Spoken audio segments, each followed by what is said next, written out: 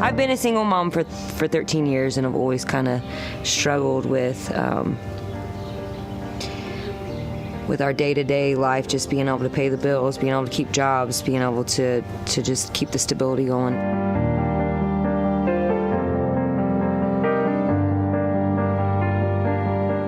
A vicious cycle went on in my own family as I grew up.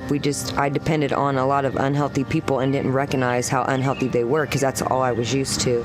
I had an unfortunate situation where I ended up in the hospital for months, and I just didn't have anybody just to call and be like, hey, can you go get the kids? And, what do you do in a situation like that?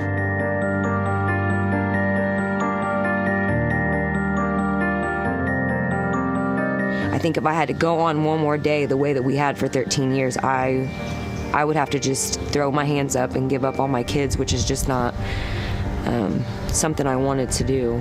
We barely was making it. My kids were getting tired. I was tired. I definitely, when I got to that point, I think they had to have been just as exhausted as I was.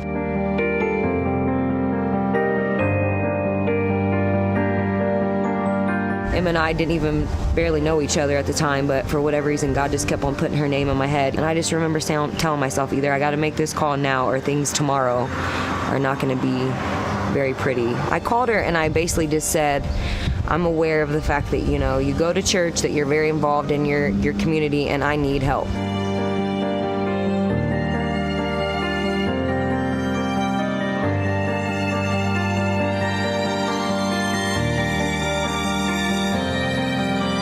They were at this safe place. They were just, it was content. It was no drama. It was no, we don't know what tomorrow's going to bring. Like, there was none of that. They wanted to be children. They were respectful kids. They were very grateful for what they had. But I think they could finally breathe.